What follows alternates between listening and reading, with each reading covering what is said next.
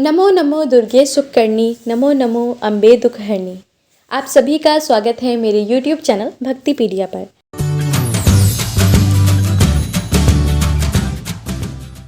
आज की इस वीडियो में आप रसपान करने वाले हैं गुप्त नवरात्रि की प्राचीन कथा का। आज से माघ गुप्त नवरात्रि का प्रारंभ हो जाएगा। इन 9 दिनों माँ दुर्गा का उपासक गुप्त रूप से माता की पूजा करता है। गुप्त नवरात्रि की पूजा प्रारंभ करने से पहले दुर्गा चालीसा का पाठ अवश्य करना चाहिए। तो आइए सुनते हैं गुप्त नवरात्रि की माता रानी की कथा।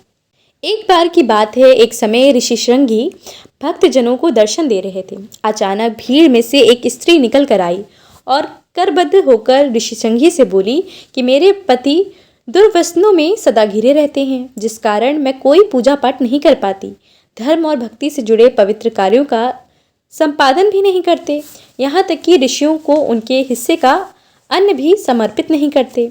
मेरे पति मांसाहारी हैं, जुआरी हैं, लेकिन मैं माँ दुर्गा की सेवा करना चाहती हूँ।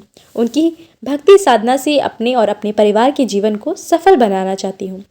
ऋषि श्रृंगी महिला के भक्ति भाव से बहुत प्रभावित हुए। ऋषि ने उस स्त्री को आदरपूर्वक उपाय बताते हुए कहा कि प्रकट नवरात्रों से तो आम जनमानस परिचित है, लेकिन इसके अतिरिक्त 2 नवरात्रि और भी हैं जिन्हें गुप्त नवरात्रि कहा जाता है। उन्होंने कहा कि प्रकट नवरात्रों में 9 देवियों की उपासना होती है और गुप्त नवरात्रों में 10 महाविद्याओं की साधना की जाती है। इन नवरात्रों की प्रमुख देवी स्वरूप का नाम है सर्वैश्वर्यकारिणी देवी। यदि इन गुप्त नवरात्रि में कोई भी भक्त माता दुर्गा की पूजा साधना करता है तो माँ उसके जीवन को सफल कर देती है। ऋषि श्रृंगी ने आगे कहा, लोभी, कामी, व्यसनी, मांसाहारी अथवा पूजा पाठ ना कर सकने वाला भी यदि गुप्त नवरात्रों में माता की पूजा करता है तो उसे जीवन में कुछ और करने की आवश्यकता ही नहीं रहती। उस स्त्री ने ऋषि श्रृंगी के वचनों पर पूर्ण श्रद्धा करते हुए गुप्त नवरात्रि की पूजा की। माँ उस पर प्रसन्न हुई और उस स्त्री के जीवन में परिवर्तन ला दिया। उसके घर में सुख शांति आ गई। पति जो गलत रास्ते पर था सही मार्ग पर आ गया। गुप्त नवरात्रि की माता की आराधना करने से उनका जीवन पुनः खिल उठा। हिंदू धर्म में किसी भी देवी देवता की पूजा से पहले भगवान गणपति महाराज का पूजन किया जाता है। इसीलिए नवरात्रि की पूजा करने से पहले कलश स्थापित किया जाता है।